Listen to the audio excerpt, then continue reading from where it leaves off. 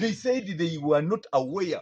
Olunaku lw'eggulo omubaka wa Miyaga mu Palamenti Theodore Ssekikubo yakiguddeko bwe yagaaniddwa okwetaba mu mukolo ogumu ogwabadde gutegekeddwa banna NRM mu kitundu kye. Omukolo guno gwabadde ku kisaawe ky'essomero lirwe Miyaga Primary School era nga munnamagye yagannyuka General Emmanuel Lwasande ye yabadde mu mitambo gy'omukolo guno. Olw'okubanga omukolo guno gwabadde mu kitundu kye ate nga gwa banna NRM, Ssekikubo yayagadde okugenda agwetabeko. Kyokka ono teyakiriziddwa yadde ogusemberera olw'ebyokwerinda ebyabadde ggulugulu era yalabiddwako ng'omujaasi omu amulagira adde gy'ava. Ngazze ewuwe Ssekikubo yavumiridde bannamagye bano okumulemesa okusinkana abantu baakiikirira. To defend people and their lives and the territorial integrity.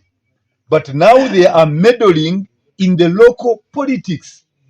Intra-party, even it isn't between parties. This is intra-party. Agamba wadde akimanyi nti General Sande ayagala okwesimbawo tamulinaako buzibu naye taleetawo obuvuyo mu kitundu kye. Is free like any other Ugandan to stand and participate in the elective politics. Ono agamba nti omukulembeze w'eggwanga ebigenda mu maaso abimanyi era abiraba naye asirise busirisi nga bannamagye beefudde ekirala mu ggwanga lino. The chief of the armed forces must not keep quiet about this. This is getting out of hand. People saw the happenings in Kawempe. And that's why some of us spoke out. Twabirabe byali Kawempe ne tuyimusa eddoboozi ne tugamba nti ekyo kikyamu.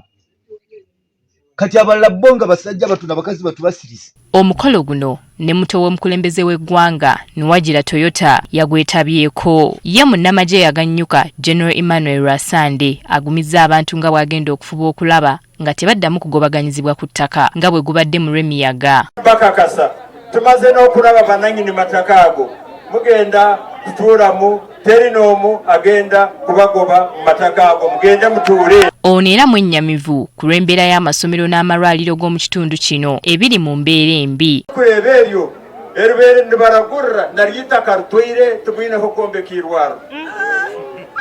Omuyaga yona kusanga tene mu isomero seri ya primary nahabwenje.